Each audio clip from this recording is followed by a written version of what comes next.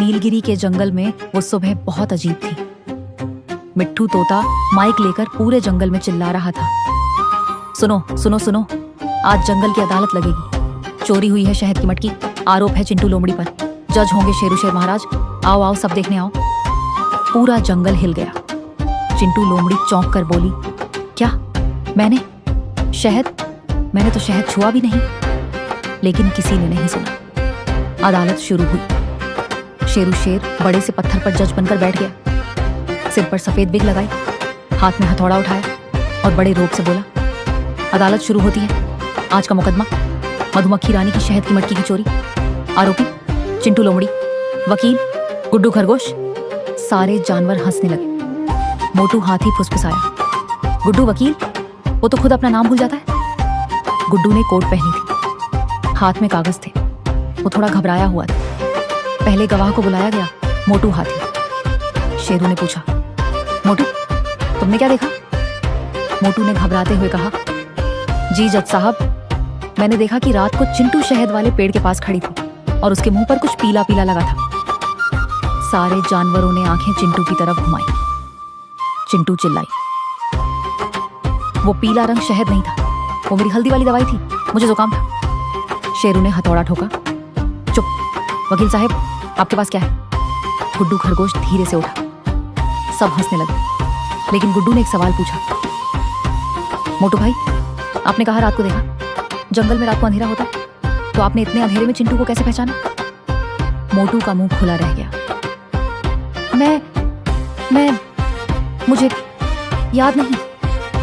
जंगल में सन्नाटा छा गया। गुड्डू ने दूसरा सवाल पूछा, जज साहब, शहद की मटकी कितने बजे गायब हुई? शेरू ने कागज देखा, रात के 2 बजे। गुड्डू मुस्कुराया और बोला, और मधुमक्खी रानी ने शिकायत कब की? शेरू ने फिर कागज देखा, सुबह 6 बजे। गुड्डू ने आवाज ऊंची की, तो मधुमक्खी रानी को 4 घंटे बाद पता चला।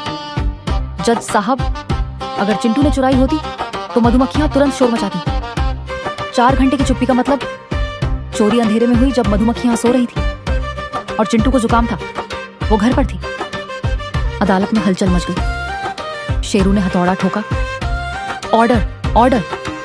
गुड्डू ने कागज निकाला और कहा, जज साहब, मैंने जांच की है। जंगल में एक और जानवर है जिसे शहद बहुत पसंद है, जो रात को जागता है, जिसके पंजे में शहद उठाने की ताकत है, और जो उस रात पेड़ के पास था। पूरा जंगल रुक गया। गुड्डू ने उंगली उठाई और कहा, वो है रीछू भालू। एक मोटा काला भालू जो भीड़ में चुपचाप बैठा था, अचानक उठकर भागने लगा। मोटू हाथी ने सूंड फैलाई। थड, रीछू भालू गिर गया और उसके पंजे पर शहद लगा था। पूरा जंगल एक साथ चिल्लाया, वाह गुड्डू वाह।